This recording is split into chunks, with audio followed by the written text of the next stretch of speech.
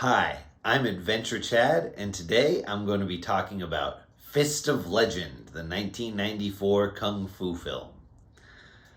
Now, I'd quickly like to apologize for how uh, furry my shirt is in this video. I was playing with my dog right before filming, and I didn't notice, so sorry about that. Just deal with it, and hear cool stuff about Jet Li. All right.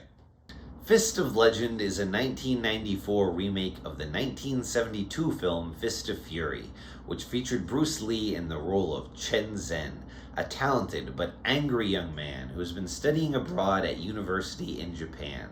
However, when he learns of his master's death, he returns home to China, consumed by vengeance, and begins a crusade to bring his master's killers to justice. The film was notable mainly for Bruce Lee, his iconic use of nunchucks, and an uncommonly well-developed romance for kung fu films of the time. It was a massive success, and despite it portraying the Japanese as absolutely evil and stupid, the film was surprisingly a success in Japan as well. The character of Chen Zhen became incredibly popular, featuring in multiple Bluesploitation sequels and a direct sequel to Fist of Fury. New Fist of Fury was released, featuring Jackie Chan as Chen Zhen's successor. These films failed to replicate the success of the original, but the popularity of the character endured, and in the early 90s, Fist of Legend was made, as well as a Fist of Fury TV show, starring Donnie Yen as Chen Zhen. So we have Bruce Lee, Jet Li, and Donnie Yen all playing the same character, and Jackie Chan playing a Chen Zhen adjacent character. At this point, it feels like if you want to be the big martial arts star of your day, you have to play a Chen Zhen related character. Fist of Legend, released in 1994, directed by Gordon Chan, starring Jet Li, and featuring choreography by the incredibly talented Yen Wu Ping, follows a similar plot to Fist of Fury, with Chen Zhen returning to China from Japan, where he has been studying, determined to find the truth behind the death of his master, and bring the perpetrators to justice. Beyond the basic setup, however, Fist of Legend is quite different from Fist of Fury in a number of key ways.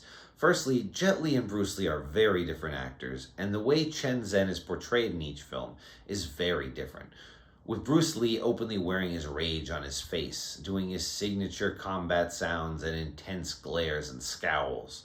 Jet Li plays a much more reserved Chen Zhen, still angry, but first and foremost a martial artist. He uses his anger to drive him early in the movie, but learns throughout and becomes a more adaptable and well-rounded person. This is due to another major way in which this film is different from the original, and that is in its portrayal of the Japanese. Unlike in most of these China versus Japan films, where the Japanese are portrayed as over-the-top villainous caricatures, here we get a much more balanced and nuanced portrayal, with there being important Japanese characters who are a major influence on Chen Zhen, such as his Japanese fiancée and her uncle, the greatest Japanese master of his time, who teaches Chen Zhen an important lesson. This film also portrays the Chinese as imperfect, with them being racist against Chen Zhen's fiancée, and some of them taking villainous, selfish actions. People here are shown as people, flawed, independent of race. The fights in this film are fast and brutal, with complex choreography thanks to Yen Wu Ping, the man who launched Jackie Chan's career with his directorial efforts Snake in Eagle's Shadow and Drunken Master, and who, based off the strength of his work on this film, would go on to choreograph the Matrix films. The fights in this are a real highlight, and some of the best hand-to-hand fights you'll see anywhere. Jet Li performs phenomenally in the fight scenes, showing off some impressive athleticism. The only real minor issues I have with the action and with the film as a whole is that at times the fighting is sped up too much to the point of looking silly. And there are moments where characters are just bouncing in place, about to strike, and it's played at super speed, and it just looks super clown shoes, not good.